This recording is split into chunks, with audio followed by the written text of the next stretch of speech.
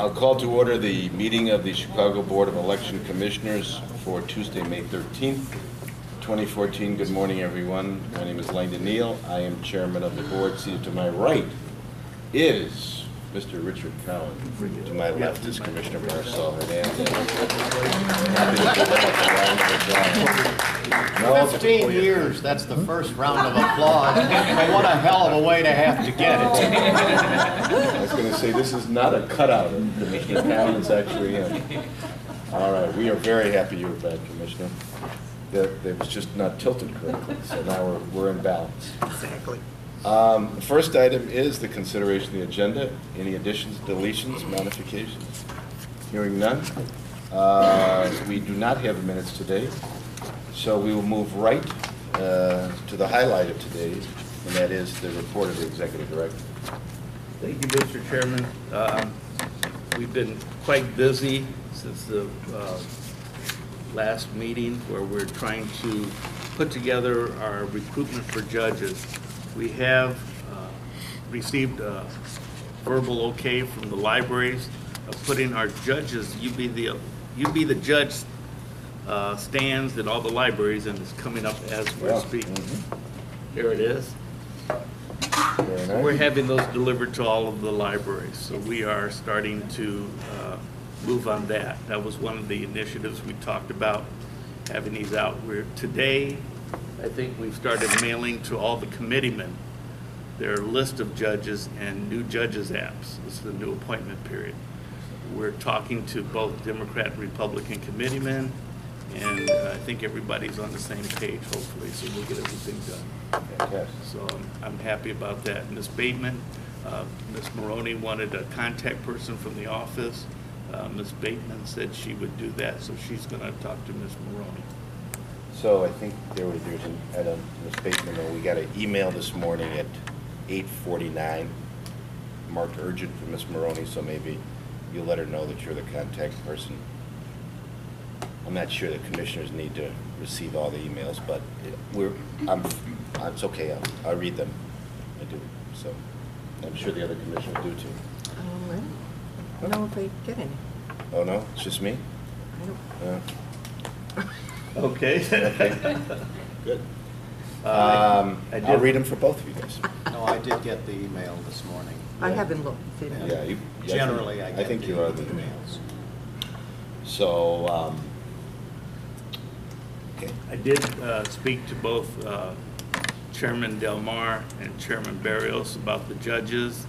They explained to us how they would like to proceed with having the committeemen sign off on the judges and sent to them for a final approval stamp. So both of those items have been included in the letter that the applications are going to be mailed to the past judges. Since it's a new appointment period, everybody starts fresh. So those items are in movement right now. We have had meetings with ES&S on items for the upcoming November election with the electronic poll books. There is some legislation that is in probably the works that Mr. Scanlon will discuss about, where we may have to add additional poll books, something that we're looking into, but it's going to be an issue. We're hoping to use these electronic poll books for the early voting sites, so I will be purchasing additional poll books for those early voting sites. Right now, on election day, we use everything, so I need to purchase a couple hundred more. So it's something that I'm working on, and hopefully we'll be able to get that information to the board. Yeah. Lance, in past years after the primary, we sent out a special mailing to the Republican primary voters, encouraging them to volunteer to serve as judges. And that has produced a significant number of judges in the past, but I'd like to raise the issue again. However, we're doing some new things, some different things, and maybe we need to evaluate that, even though I still think it's a good idea, but evaluate it in terms of the total effort that we're making on judges. I'd like to discuss that at a later date. Commissioner, just to let you know that we're doing a mail canvass for this prior election. Right. That mailing that we did to the Republican, people that pulled a Republican application cost us over $40,000. It's something that I don't think we have enough money to do the mail canvass and the absentees for November. So it's something I really need to look at. We'll be real close with money. No, So I'm it's just something that we, raising it for consideration, Yeah. since we did it in the past. Yeah. It was some significant well, help, but we received 1,800 applications from that mailing. It's something that, let us try this new initiatives that we're doing with the high schools, colleges, and see where we're at, if you don't mind. Okay. So is the You Be the Judge program going to get out to the colleges and, good, excellent. We're going to talk to NICFA about that and some of the Great. colleges, Harold Washington. I think City it's, colleges. yeah. Good. And we spoke to a couple of committeemen that have colleges and university in their area, and they're all excited to work with the colleges on that. That So would be great. I think it's going to be a big push that we're going to do for this Excellent. upcoming election. You don't, now, and when would be the deadline to submit the application? Well, we're looking, Jim, you get ready to speak. Go ahead. We sent correspondence to the Republican and Democratic committeemen yesterday. We received the follow-up call from Chairman Del Mar, giving us the indication of how he wanted the applications to be processed. In that correspondence, we set a deadline of July 7 for the initial list of judges that we want them to supply. And then the chairman of the two parties may submit supplemental lists from there all the way until the 45th day before the election. And we emphasize that we're trying to get a jump on this much earlier than we have in past years. To that end, we're trying to meet with as many officials as possible to get our polling places and judges nailed down as much as possible by July. Because what we learned with the electronic poll books is that the training component is now more critical component to our success than ever before. I'm just thinking about the college students knowing what their schedule is going to be for the fall and, you know, working that into,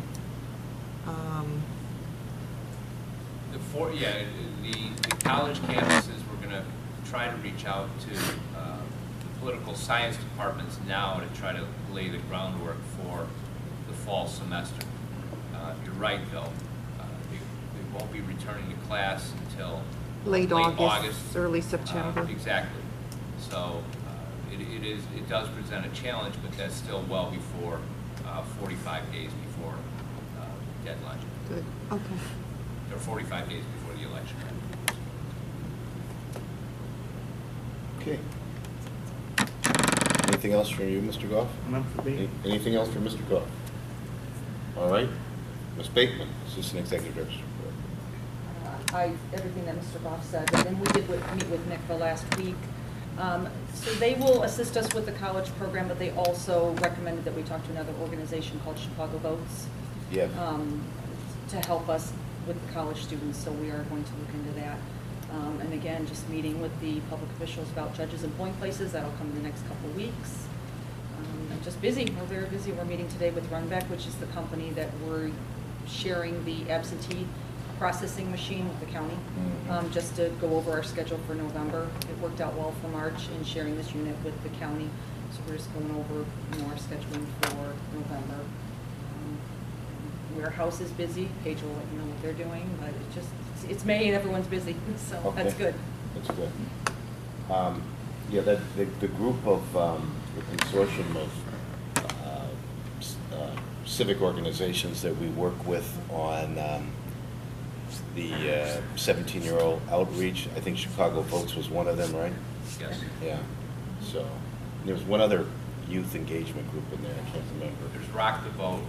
Rock the Vote. And several other organizations, even though they're not oriented, they embrace this idea. So the Chicago Lawyers Committee for Civil Rights under law, for example, they were very enthusiastic partners in that project as well.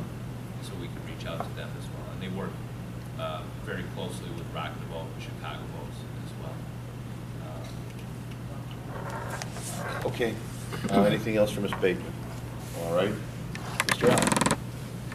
A couple of items to report. Ms. Bateman headed up a meeting yesterday, a long meeting, where we went through our punch list of items that we're hoping to refine or finish off on the electronic poll books.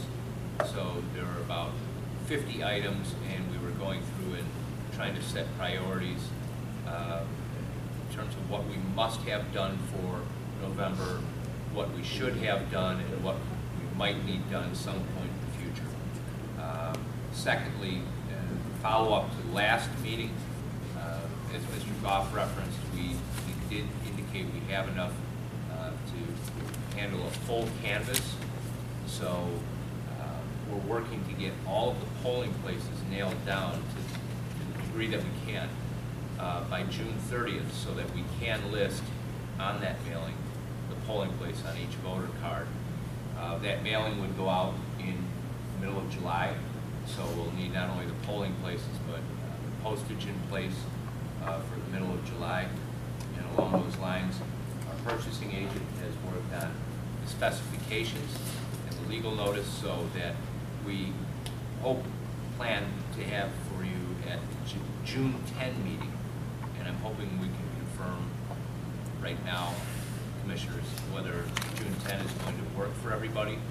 If not, we're hopeful that we can have a meeting on or about there, because we're on a pretty tight schedule to do the mail canvas and meet the guidelines Mr. Scanlon has advised us that we have to have this done by early August, August 6th, I believe. So is June 10 a doable date? I don't know if you want to discuss it at the end of the meeting or not. So. As far as I know, it is. It is for me, yes. Me too. Okay. And that's it.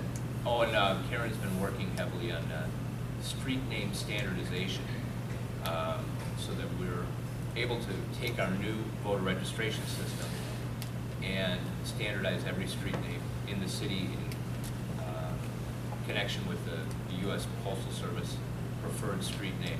Right now, there might be, for example, Martin Luther King Drive. Some people register with ML King, some just King, some Dr. Martin Luther King, some Junior. There are like 15 variations of that street name, and we're trying to get it down to just one, and we're going to be able to change every voter registration record to make it conform. Naturally, at the same time we're doing this, the Illinois House is looking at changing part of Cicero to Mandela Way. But Karen's got a stack of about 3,000 streets, odds and evens, that she's gone through already. So that's it. In the past, we've talked from time to time about having centralized locations available on election day.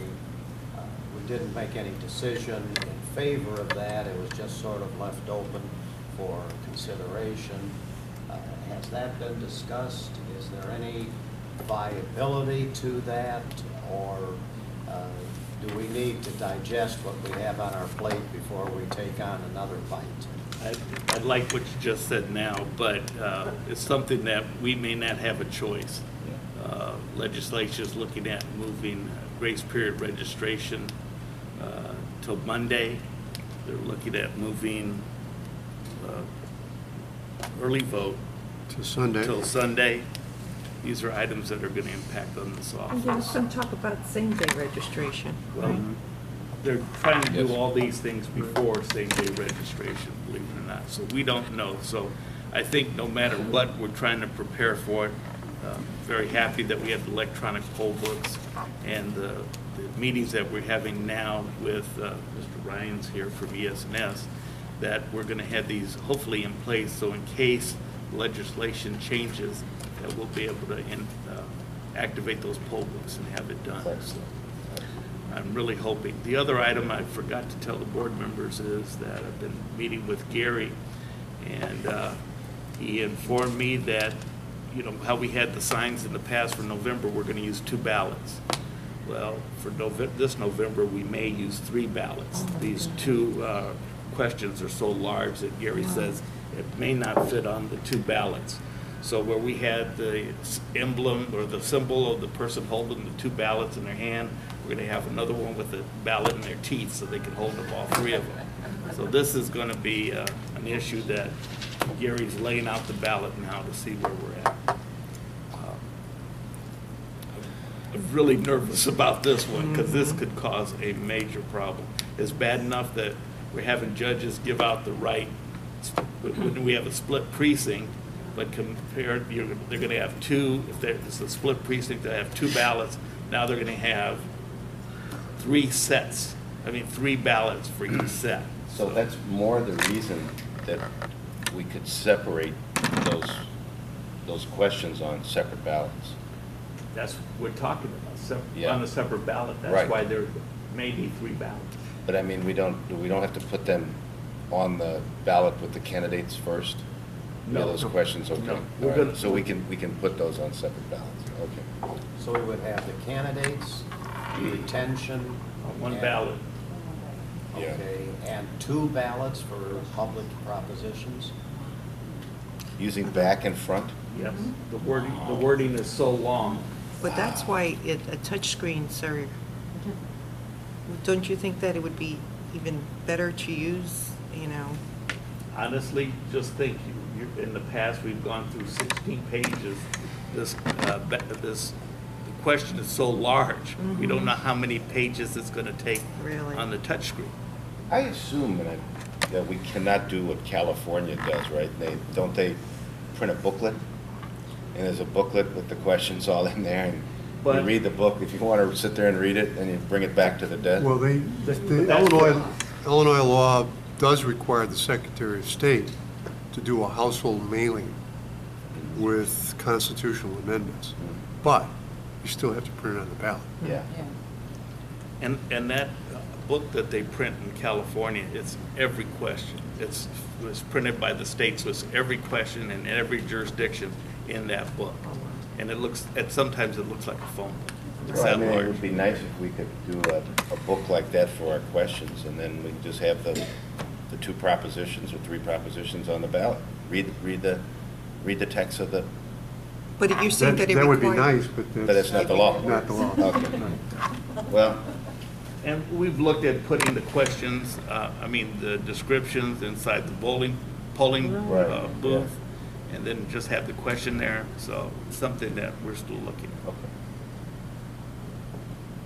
So it's going to be a lot of fun for November.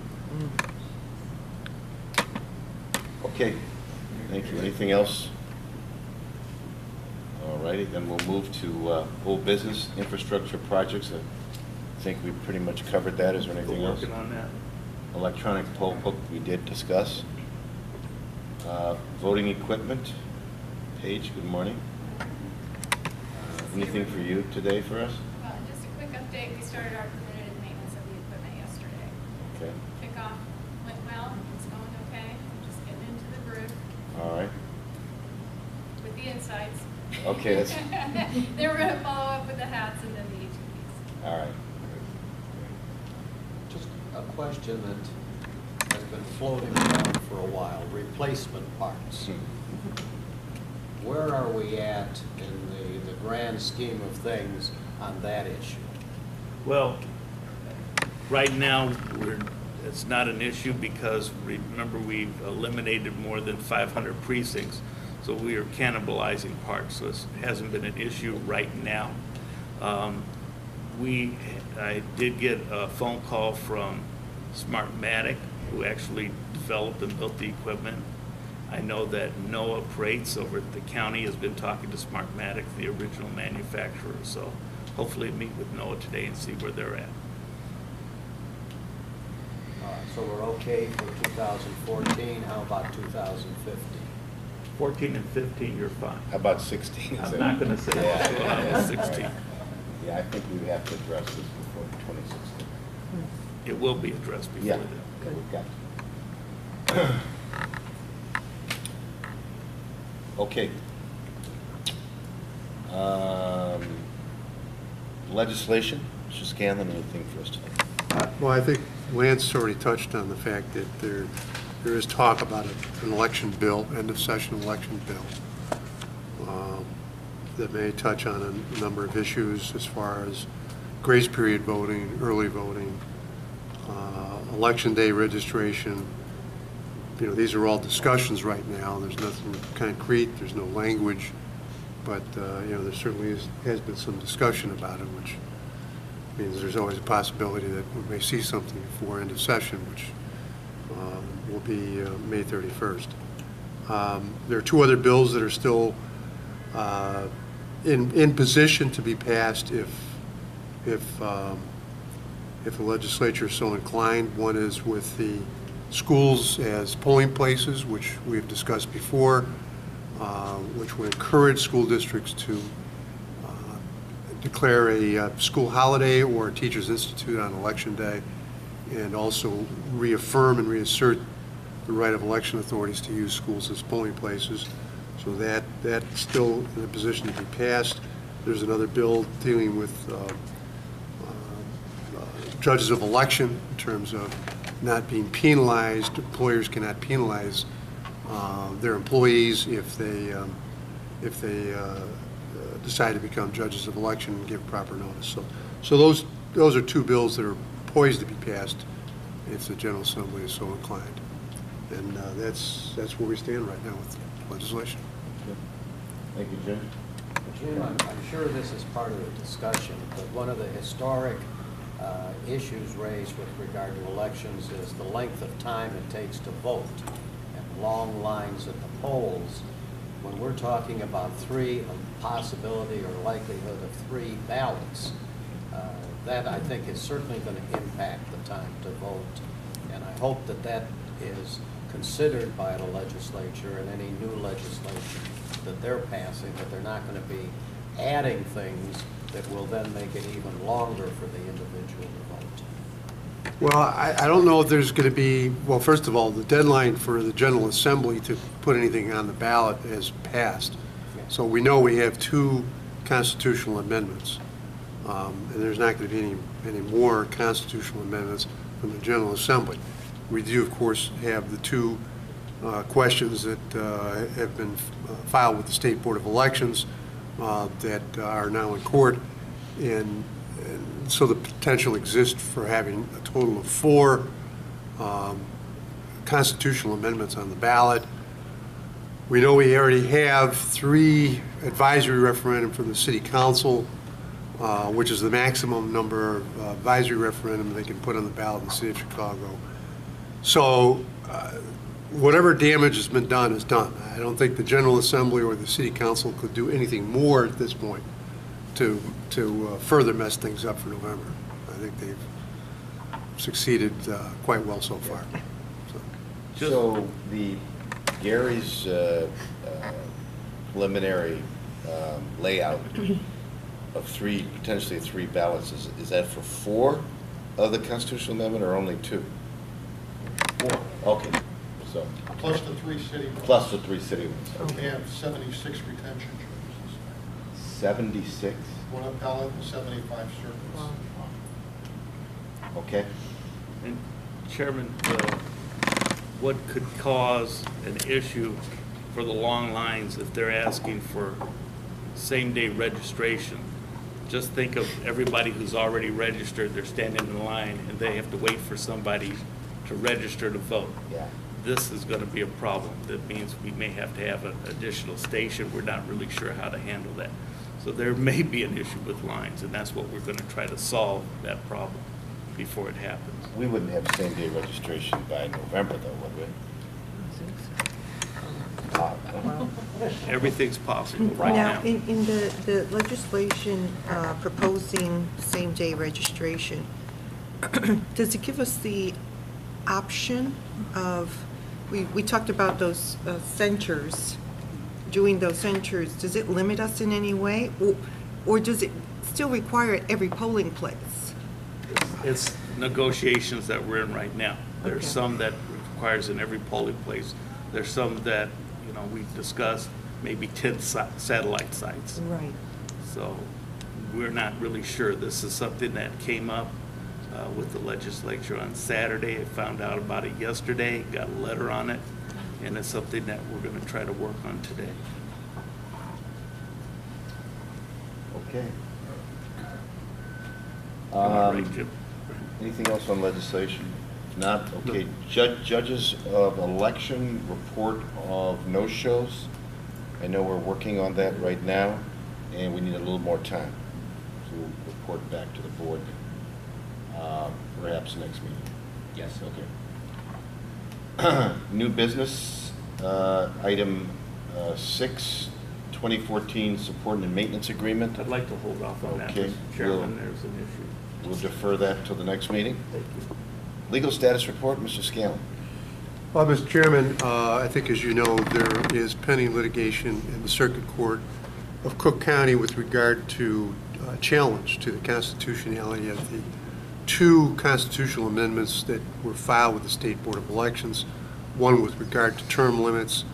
It does more than just term limits, but you know, the shorthand is a term limit initiative, and the other initiative is to create an independent redistricting commission.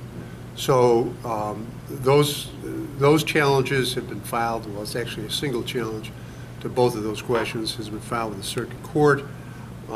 There is a briefing schedule in place, and we have filed a motion to dismiss the board from that litigation on the grounds that we've been misjoined, we're not necessary parties to the litigation, nor does the statute that authorizes that litigation contemplate local election officials being joined. So that motion has been filed. The briefing schedule is such that it is set for oral argument on the motions for either judgment on the pleadings or summary judgment on June 20th. So it's going to be at least another month before we know where the courts will go with that issue. Seems like it's going to be one of those that may run up against some of our deadlines in terms of the Could very well. printing of ballots. Could and- very well. Now, if the Circuit Court should decide that those measures are unconstitutional, then there's a good chance that it could be certified to the Supreme Court and bypass the appellate court, which would kind of move things along a little bit further. But even if it goes directly to the Supreme Court, you're going to be going into early fall before we get a decision on this. Okay. You never get a break. No, not just And then if it's upheld, there's the record exam and all the rest of that to follow, Well, even though they use a sampling method. right, they use a sampling method, and although the litigation seeks to enjoin the State Board from conducting that signature verification, I believe the State Board has said that they're going to move forward, and they are moving forward on it. Plaintiffs have not sought any interim order from the court seeking to restrain the State Board from doing so, so presumably they're going forward with it. And I think they would be fairly well along, if not completed, by the time they have oral arguments on the case. So. Okay, thank you, Mr. Scanlon. We do not have a financial report today? Okay. We'll move to the public comment section. Terry, anything for us today? Okay. Anyone else? Okay. Yes? I would just like to thank the board, the staff, my fellow commissioners for all of the courtesies and the indulgences shown me over these last few months. I very much appreciate the opportunity to participate by phone, deliveries to the home of documents that I needed to review or sign. It's a great staff, it's a great commission, great commissioners to work with, and I just want to let everybody know I really appreciate it. Thank you, Commissioner. Thank you. We need you, and so we're happy you're back and feeling better. We do not need an executive session today, do we, Mr. Scanlon? No. Okay, then I'll accept a motion to recess until our next regularly scheduled meeting, which will be May 27th. Okay, all those in favor, motion moved by Commissioner Cowan. Second. Seconded by Commissioner Hernandez. Further discussion, hearing none, all those in favor? Aye. That'll be the order.